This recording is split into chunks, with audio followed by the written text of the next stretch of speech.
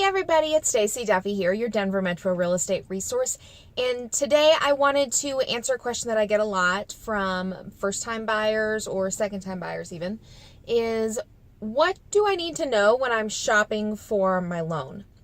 So sorry, I've got construction and all kinds of stuff going on. I'm just a little early to my first meeting, but when you're shopping loans. So I always suggest that if you're considering buying a home and you need to get a mortgage, talk to more than one lender. They're just like Realtors or any other service provider. You want to shop around a little bit because not only will they have different rates, different origination fees, but they'll do business differently.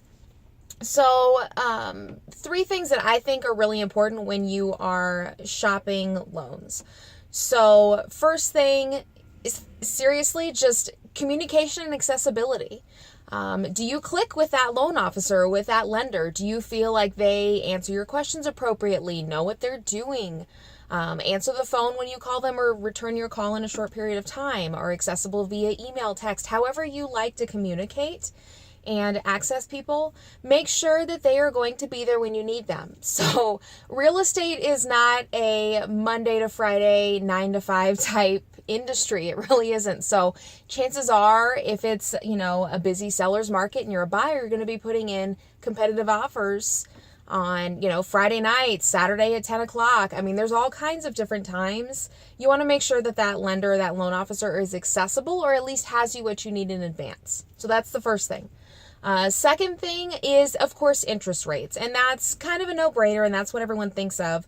But there's some other things that go along with that. So it's not just, do they offer the best interest rate, but is that on a 15-year note, a 30-year note, on an ARM, on a fixed? You have to understand what those differences can cost you. So if you do have questions about that, ask the lender, and that's a good time to figure out, number one, do they communicate well and are accessible, all that type of stuff.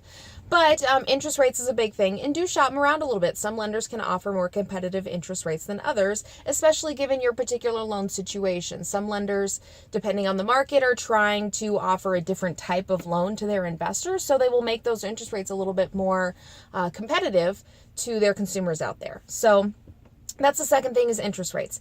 Third thing is origination fees, and that can kind of encompass a lot of different things, but your origination fees, some lenders charge 1%, some lenders charge a flat $1,000, and anywhere in between and then some. So sometimes and I see this a lot of time between credit unions and local banks may offer a little bit more competitive interest rates, but they have a higher origination fee to actually get, to pay to get the loan in the first place. So if you're tight on cash and you're not going to have a lot of funds for closing costs, and maybe you're not going to live in the property for, 10, 12, 15 years, maybe a lender that has a little lower origination fee but has a higher interest rate may shake out to be a little bit better for you over time.